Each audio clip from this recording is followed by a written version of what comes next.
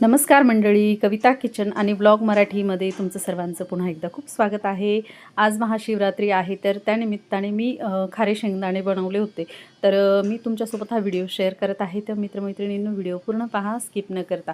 आता बघू शकता आपले किती सुंदर असे क्रिस्पी असे शेंगदाणे बनवून तयार झाले। तर अगदी छान असे आणि उपवासासाठी तर खूप छान असे एनर्जी देणारे असे खारे शेंगदाणे बनवून तयार झाले। तर आपण ते कसे बनवले, तर चला आता आपण व्हिडिओमध्ये बघणार आहोत। तर व्हिडिओ पूर्ण बघा। आता इथे एक बाउल भरून एक छोटी वाटी म्हणा किंवा बाउल म्हणा इतकं भरून मी शेंगदाणे घेतले। तर शेंगदाणे तुमच्याकडे जे अवेलेबल असतील ना ते घेऊ शकता तुम्ही। तर बघू शकता इथे मी एक वाटी भरून शेंगदाणे घेतलेले आहेत। इथे मी कुकर घेतला आहे। आपल्याला कुकरच्या अगदी एका शिट्टीत हे शेंगदाणे बनवून तयार होतात। तर इथे आपल्याला 2 ग्लास किंवा 1.5 ग्लास इतकं पाणी घालून घ्यायचे। तुम्ही शेंगदाण्यांचा अंदाजनुसार पाणी घालू शकता। आता इथे मी 2 ग्लास छोटे ग्लास असतात ना, तर तितकं पाणी घालून घेतलं आहे आणि शेंगदाणे घालून घेतले। तर बघू शकता तुम्ही व्हिडिओ पूर्ण बघा। आणि इथे आपण थोडंसं अगदी 1.5 चमचा इतकं मीठ घालून घेणार आहोत।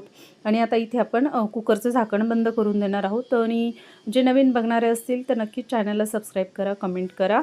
आणि आता इथे एक शिट्टीमध्ये अगदी हे शेंगदाणे बनवून तयार होतं। तर बघू शकता इथे एक शिट्टी काढून घेतली मी कुकरची।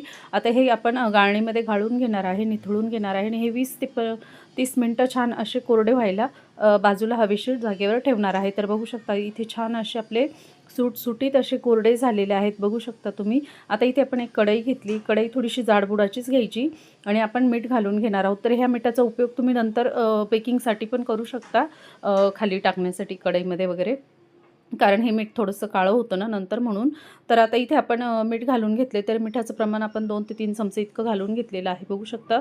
थोडंसं आपल्याला मीठ गरम करून घ्यायचे आणि गरम करून झाल्यानंतर हे जे सुटसुटीत कोरडे झालेले आहेत जे शेंगदाणे, ते आपण ह्याच्यामध्ये घालून घेणार आहोत। तर शेंगदाणे आपल्याला 2 किंवा 3 बॅचमध्ये छान असे भाजून घ्यायचे, जसे आपण भट्टीमध्ये भाजून मिळतात ना आपल्याला, तसे आपल्याला भाजून घ्यायचे। तर सुरुवातीला थोडे ओलसर असतात, त्याच्यामुळे आपल्याला असं वाटतं की पूर्ण शेंगदाणे मिठाचे भरले, पण ते नंतर जेव्हा पूर्ण प्रॉपर असे क्रिस्पी होतात ना, तर त्यातलं मीठ आजूबाजूचं इतकं छान मोकळं सुटसुटीत होतात। तर बघू शकता तुम्ही व्हिडिओमध्ये मित्रमैत्रिणींनो, व्हिडिओ पूर्ण बघा, स्किप न करता। आणि नवीन पाहणारे असतील तर नक्कीच चॅनलला सबस्क्राईब करा, कमेंट करा आणि असंच तुमचं प्रेम आणि आशीर्वाद राहू द्या।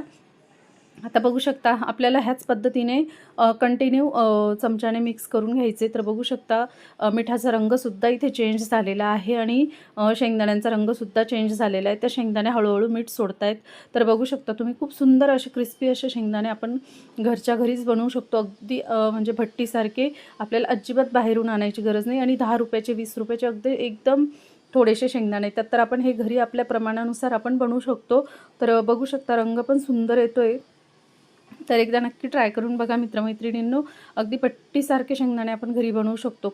आता इथे बघू आणि हे शेंगदाणे जेव्हा प्रॉपर सेट होतात ना, तर ते तडतड असा आवाज येतो शेवटी त्यांचा, म्हणजे आपण समजून घ्यायचं की एकदम प्रॉपर झालेले आहेत आणि त्यांचा क्रिस्पीनेस पण तसाच येतो। म्हणजे आपण जसं बाहेरून मार्केटमधून वगैरे आणतो ना, त्या पद्धतीने हे बनवून तयार होतं। तर एकदा नक्की ट्राय करून बघा मित्रमैत्रिणींनो।